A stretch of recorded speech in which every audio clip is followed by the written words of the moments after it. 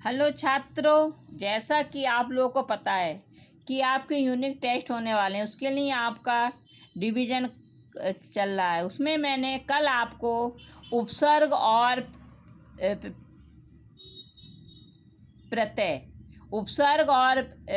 प्रत्यय इसका मैंने आपको पुनर्अभ्यास कराया था। उसी में मैं आज आप लोगों को समास का पुनर्अभ्यास करवा रही हूँ। इसमें मैंने आप लोगों को यह क्वेश्चन लिखाया था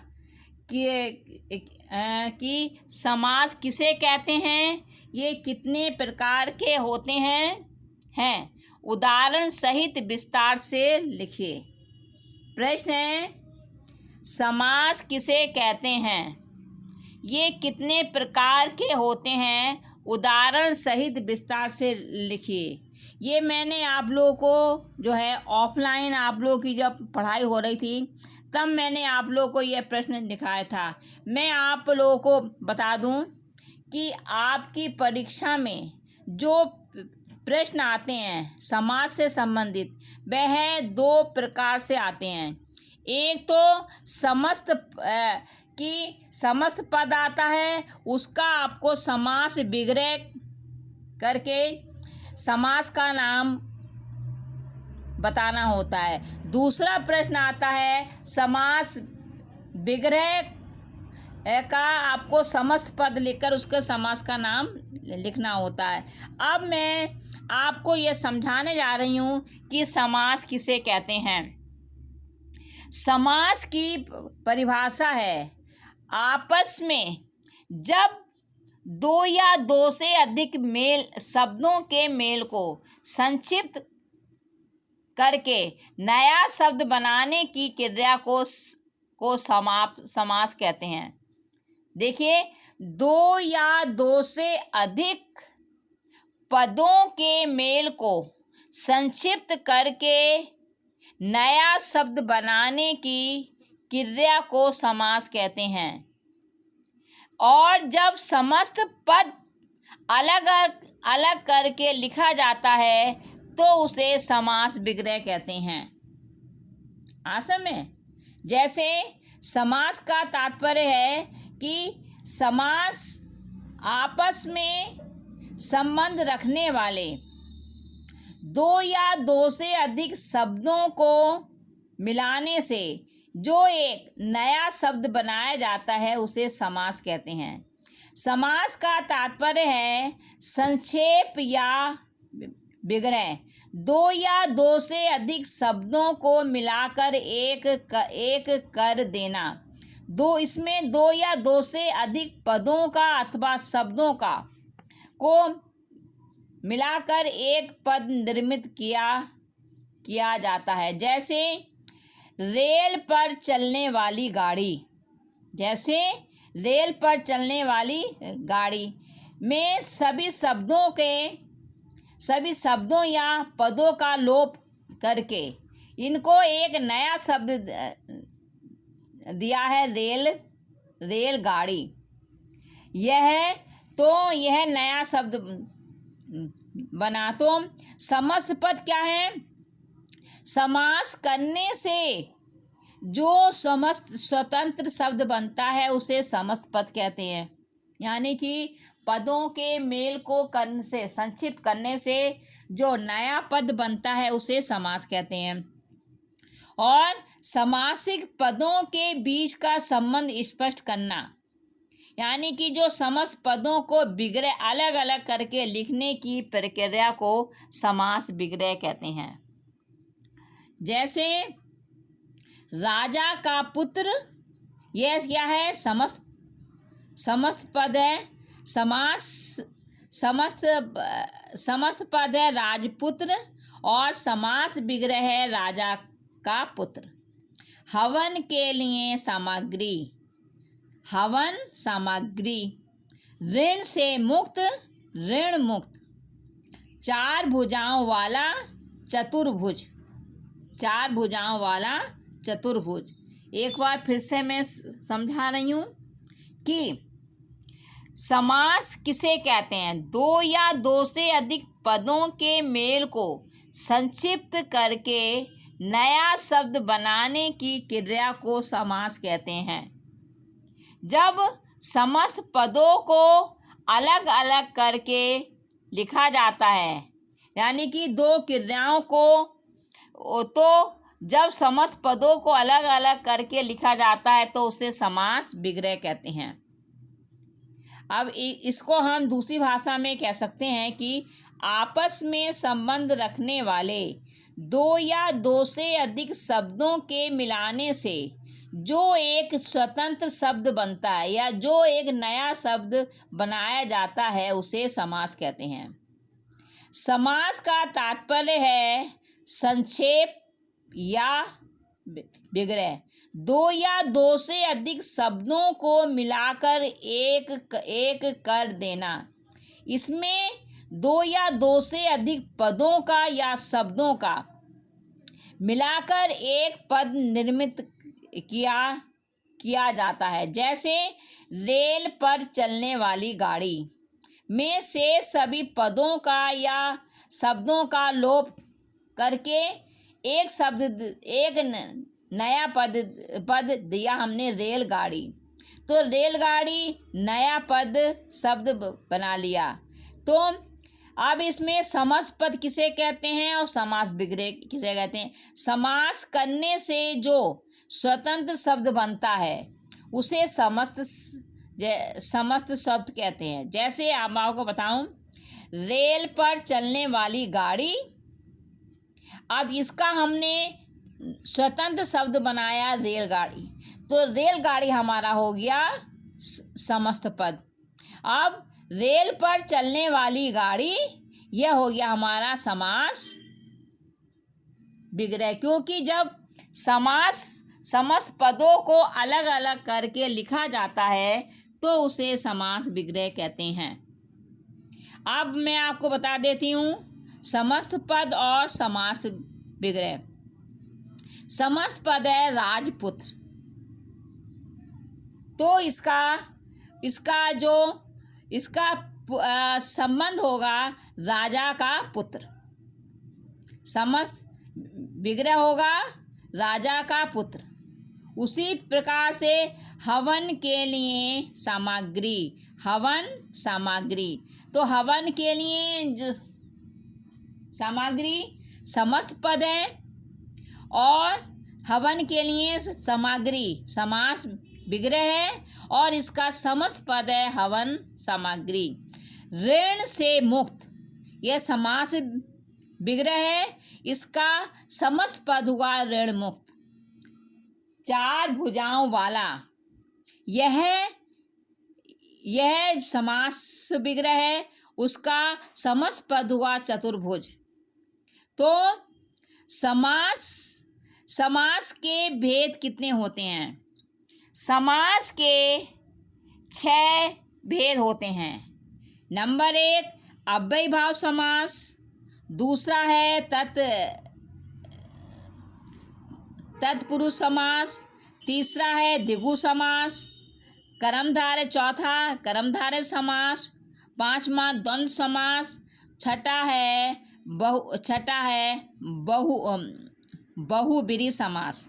फिर से बता रही हूँ, समास के 6 भेद होते हैं। अव्ययीभाव समास, दूसरा है तत्पुरुष समास, तीसरा है द्विगु समास, चौथा है कर्मधारय समास, पांचवा है द्वंद्व समास, छठा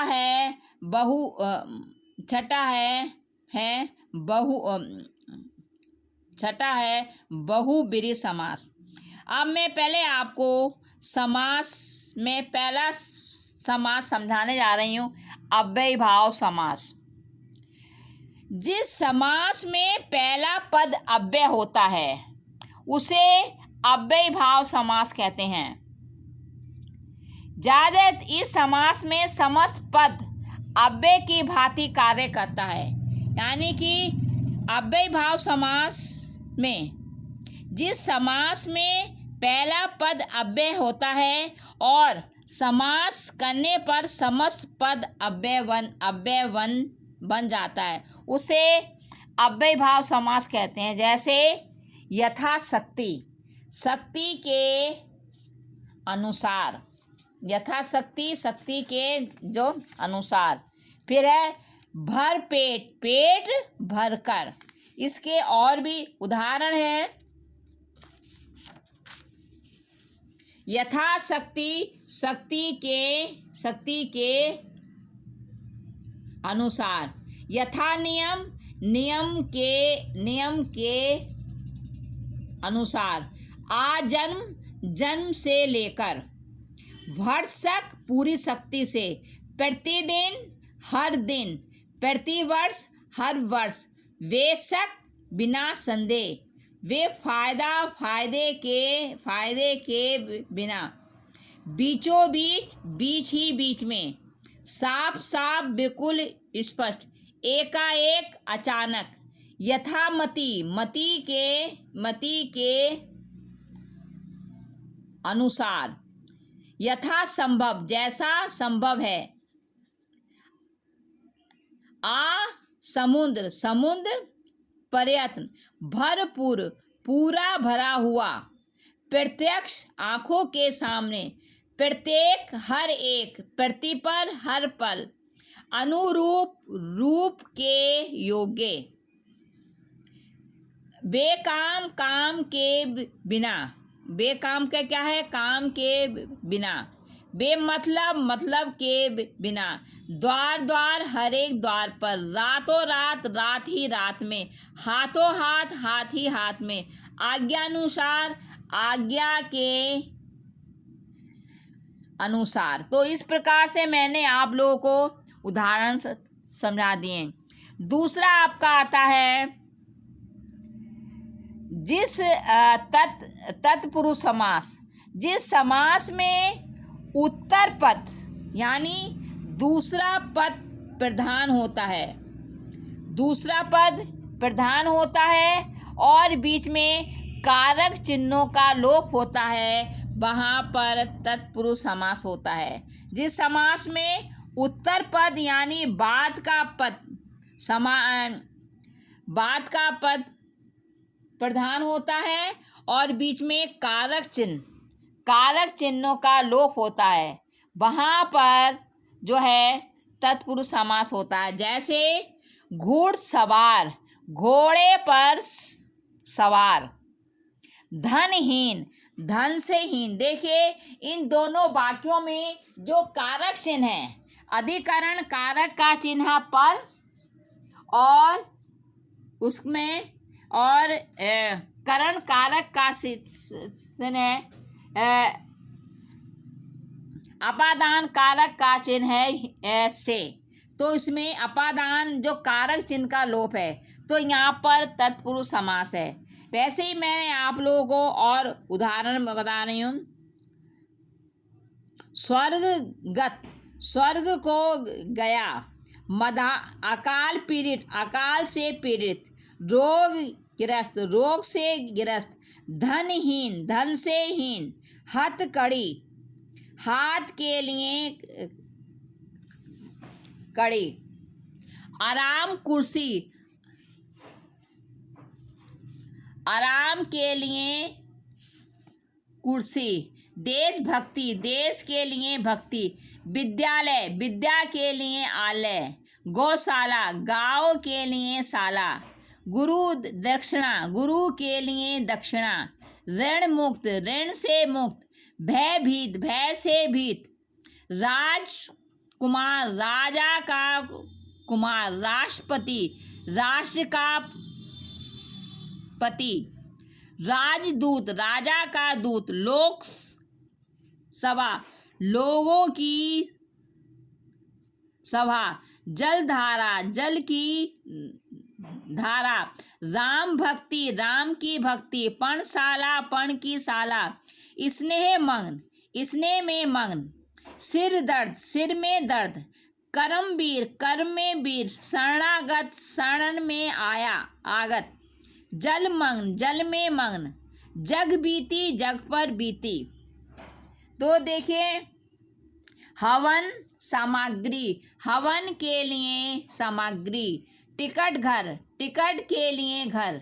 रहा खर्च, रहा के लिए खर्च, देश देशापन, देश के लिए अर्पण, गुणहीन, गुण से हीन, देश निकाला, देश से निकाला, डाक गाड़ी, डाक के लिए गाड़ी, विद्याहीन, विद्या से हीन, जन्मान, जन्म से अंधा, देवालय, देवों का आलय, गंगा जल, गंगा का जल, उद्योगपति, उद्योग का पति, पंचचक्की, पानी की चक्की, सेना अध्यक्ष, सेना का अध्यक्ष, दिनचर्या, दिन की चर्या, राजकन्या, राज की कन्या, राजरानी, राजा की रानी, राजसभा, राजा की सभा, वनवास, वन में वास, गृह प्रवेश, घर में,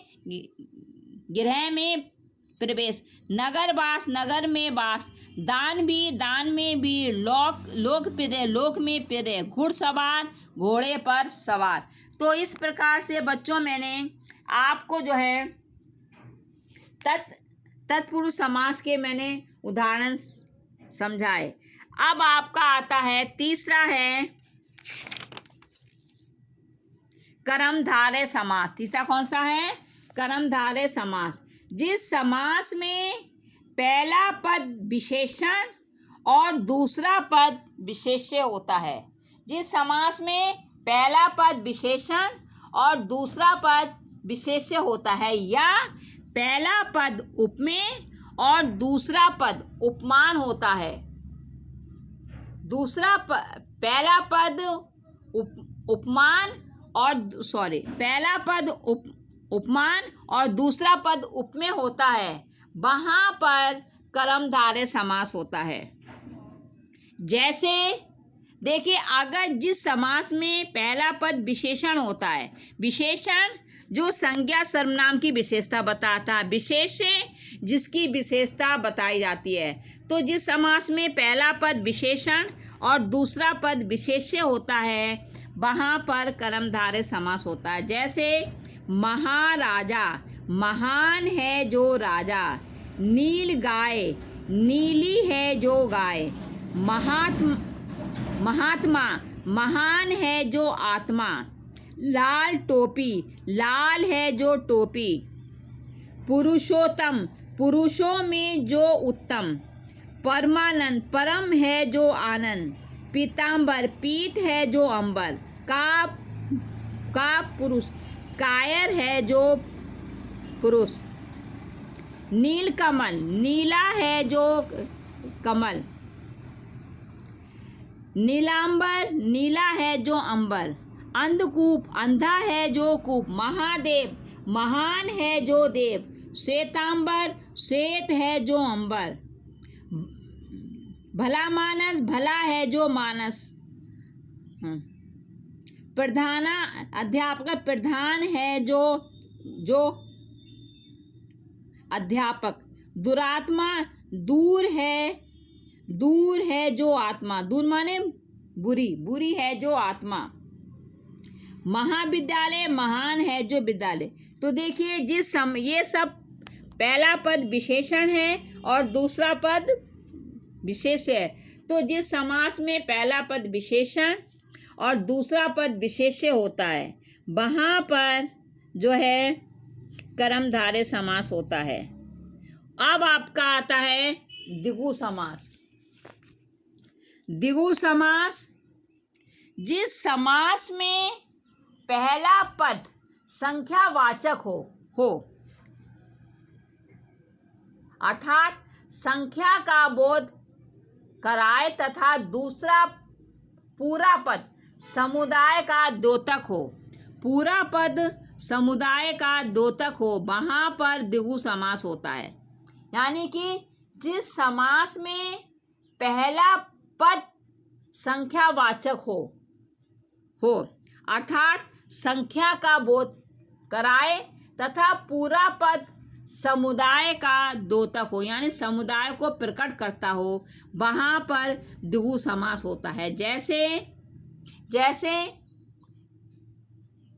चौराहा, 4 राहों का समूह।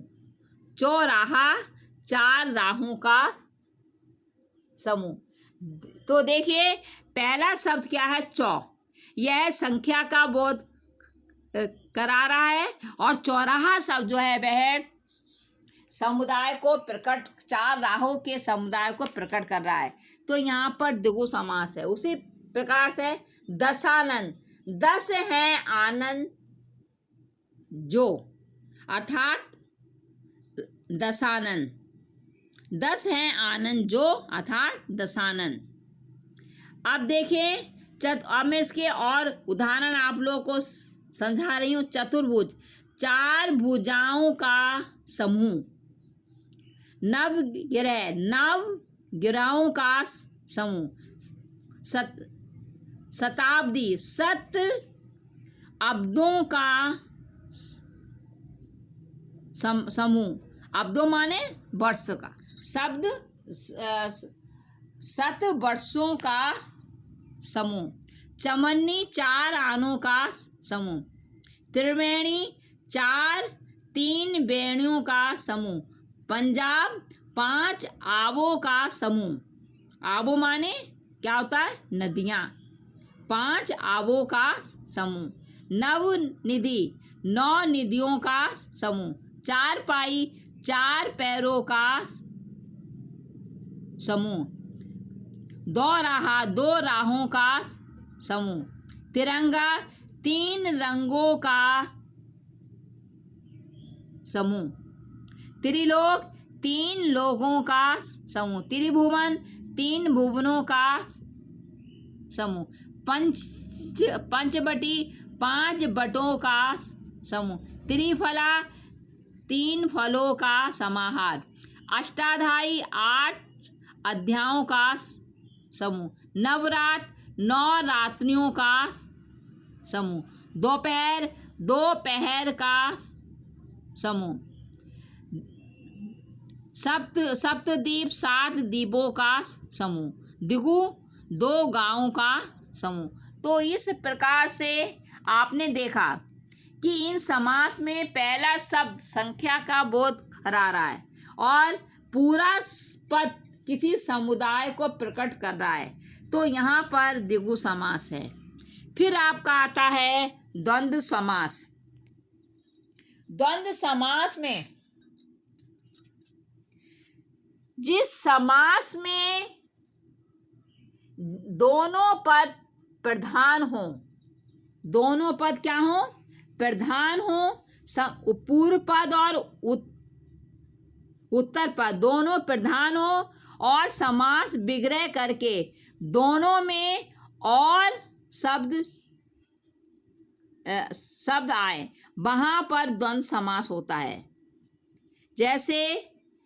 जैसे संज्ञा क्रिया, संज्ञा क्रिया विशेषण विशेषणार्थ। यानी कि जिस समास में दोनों पद प्रधान हो तथा अपना स्वतंत्र अर्थ रखते हों और बीच में और शब्दों का प्रयोग हो, वहाँ पर द्वंद्व समास होता है। जैसे माता पिता, माता और पिता। पाप पुण्य, पाप और पुण्य। उसी प्रकार से मैं आपको द्वंद्व समास के और उदाहरण समझा रही हूँ।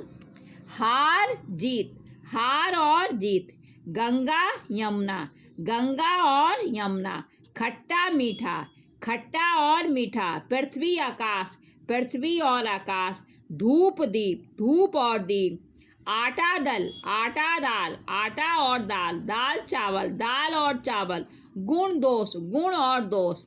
सुख दुख, सुख और दुख। नर नारी, नर और नारी। लोभ मोह, लोभ और मोह। पूर्व पश्चिम, पूरब और पश्चिम। रात दिन, रात और दिन।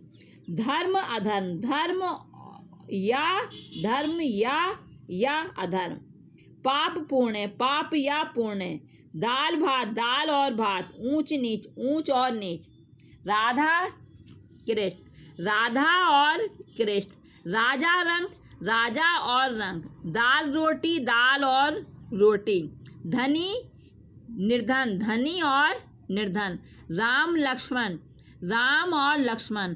अन्न जल, अन्न और जल। हानि लाभ, हानि और लाभ। माँ बाप, माँ और बाप। वेद पुराण, वेद और पुराण। छोटा बड़ा, छोटा या बड़ा। देश विदेश, देश और विदेश। नदी नाले, नदी और नाले। बच्चे बूढ़े, बच्चे और बूढ़े। भला भला बुरा, भला अथवा बुरा। दूध दही, दूध और दही। राजा प्रजा, राजा और प्रजा। इस प्रकार से आपने देखा कि इनमें सब में जो है दोनों पदों का स्वतंत्र अर्थ है, स्वतंत्र प्रधानता है और बीच में और शब्द छिपा हुआ है। अब सबसे लास्ट में आपका आता है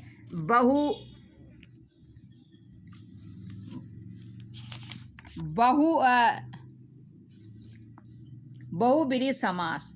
सबसे छठा अभ्यास कौन सा है? बहुब्रीहि समास।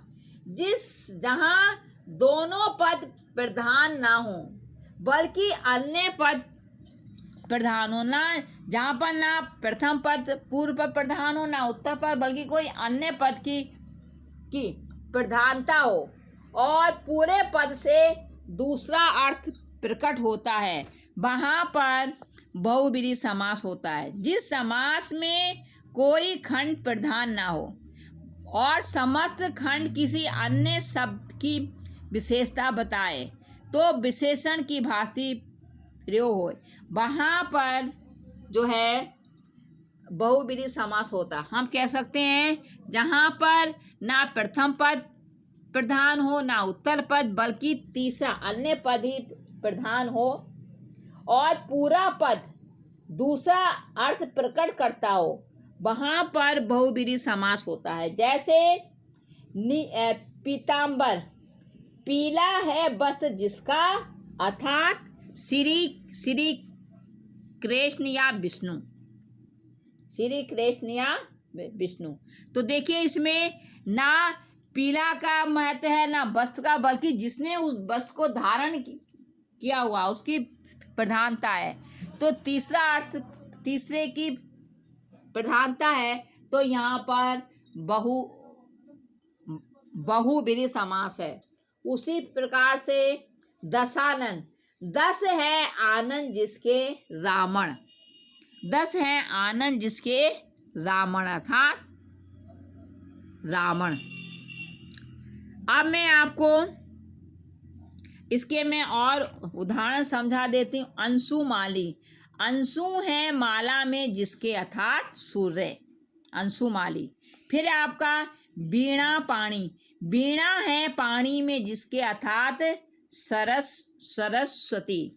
चक्र पाणी, चक्र है हाथ में जिसके, अर्थात विष्णु।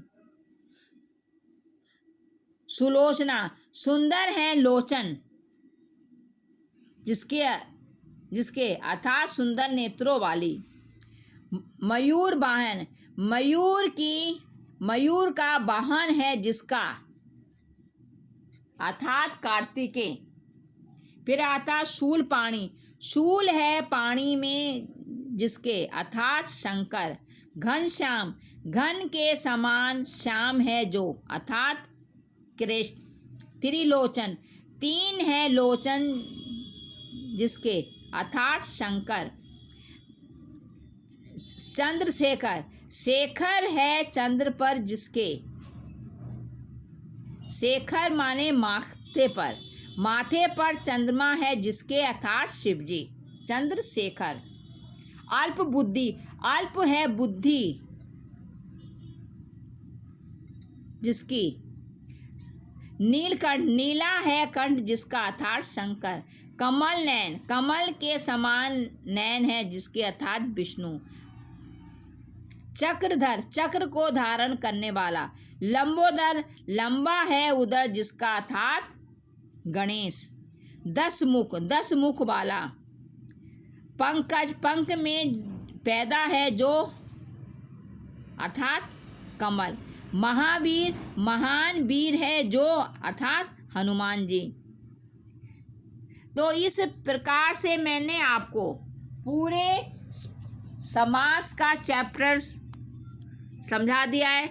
उसी देखें 6 प्रकार के समास होते हैं जो सब मैंने आपको समझा दिए हैं। उसी से संबंधित मैंने आप लोगों को प्रश्नोत्तर दिए हैं जो आपको अपनी उत्तर पुस्तिका में करने होंगे हैं। तो जो मैंने आपको प्रश्न दिए हैं इसको मैंने आपको 2 प्रकार से प्रश्न दिए कि समस्त पद का समास विग्रह करके समास का नाम बताइए। दूसरा प्रश्न दिया है मैंने निम्नलिखित विग्रह के समस्त पद के आपको समास का विग्रह करना है। समास का नाम है, जैसे जेब में रखने वाली घड़ी, जेब घड़ी होता है। अब इसमें समास कौन सा है? जेब घड़ी, जेब में रखने वाली घड़ी। तो इसमें कारक चिन्ह का लोप है, तो ये हो गया हमारा तत्पुरुष समास। तो इसी प्रकार से आपको और समास भी करने हैं जो आपको समझ में आ गए होंगे। आप इसी तरह से आपको यह रिवीजन कार्य चल रहा है जो को आपको अपनी उत्तर पुस्तिका में जो काम दिया जा रहा है वह करना है और आपको अटेंडेंस उसी से लगनी है। धन्यवाद।